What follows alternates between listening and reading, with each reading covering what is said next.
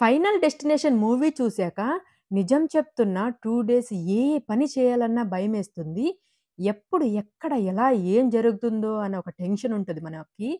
For example చెప్పాలంటే వంట చేస్తున్నప్పుడు గ్యాస్ పేలిపోతే, మొబైల్ ఛార్జింగ్ పెట్టినప్పుడు మొబైల్ పేలిపోతే, బాల్కనీలో బట్టలారేస్తున్నప్పుడు ఆ వాటర్‌లో కాలు జారి కింద పడి సచ్చిపోతే, ఇలా ఏదో ఒక ఆలోచన ఉంటది మైండ్‌లో 2 డేసు. ఎలా ఉంటదంటే ఈ మూవీ చాలా భయంకరంగుంటది. ఏ మాత్రం బోర్ కొట్టకుండా ఎక్సైట్‌మెంట్‌తో, టెన్షన్స్‌తో, భయంతో సినిమా మొత్తం క్యారీ చేస్తదనమాట. నార్మల్‌గా ప్రీవియస్ పార్ట్ చూసుకుంటే చావు నుంచి మిస్ అయిన వాళ్ళ గురించే ఉంటది. బట్ ఈ సినిమా ఈసారి లైన్ మార్చేశారు. బ్లడ్ లైన్స్ అనే ఐడియా ఇంట్రెస్టింగ్‌గా ఉంటది. ఇక ప్లాట్ సైడ్ నుంచి యాజ్ యూజువల్‌గానే కాకుండా ఒకలాంటి డెవలప్‌మెంట్ అయితే చేశారు. దానివల్ల జస్ట్ అన్‌ఎక్స్‌పెక్టెడ్ కిల్లింగ్స్ అనే కాకుండా స్టోరీలోనూ ఇన్వాల్వ్ అయ్యేలా ఉంటదనమాట ఈ సినిమా. లైక్ ఎలా అంటే how to survive, how to escape, what to do, what not to do అని అనమాట.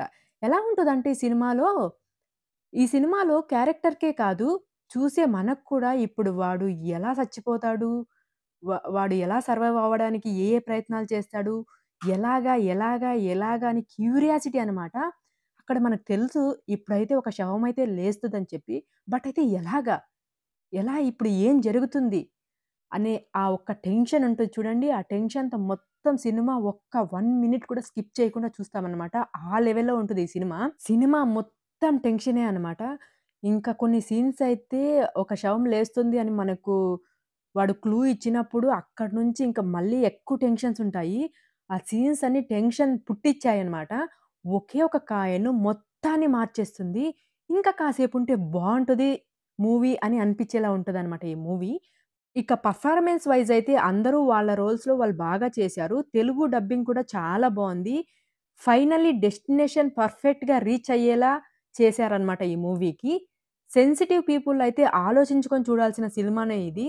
ఎందుకంటే మరి అంత దారుణంగా ఉంటదనమాట. So, no adult scenes, no bad language. ఇలాంటి సినిమాలు మనం చిన్న పిల్లలకు చూపించకపోవడమే మంచిది. ఎందుకంటే వాళ్ళు చూస్తే వాళ్ళకి కూడా కల్లో వస్తాయన్నమాట. అంత భయంకరంగా ఉంటుంది. కానీ సినిమా ఇలా ఎందుకు జరుగుతుంది అని మీకు అర్థం కావాలంటే ఫస్ట్ మీరు మిగిలిన పార్ట్స్ చూసిన తర్వాత ఈ సినిమా అయితే చూడాల్సి ఉంటది.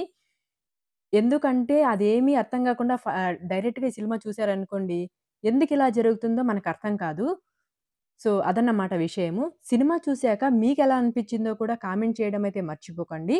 సో, ఇదే అనమాట నా రివ్యూ. నా రివ్యూ ఎలా ఉందో కూడా కామెంట్ చేయండి. నా వీడియోస్ గనక మీరు ఫస్ట్ టైమ్ చూస్తున్నట్టయితే లైక్ చేసి, షేర్ చేసి, సబ్స్క్రైబ్ చేయండి. సో, ఇంకొక రివ్యూతో మళ్ళీ కలుసుకుందాం. అంతవరకు థాంక్ యూ. జై హింద్. బాయ్.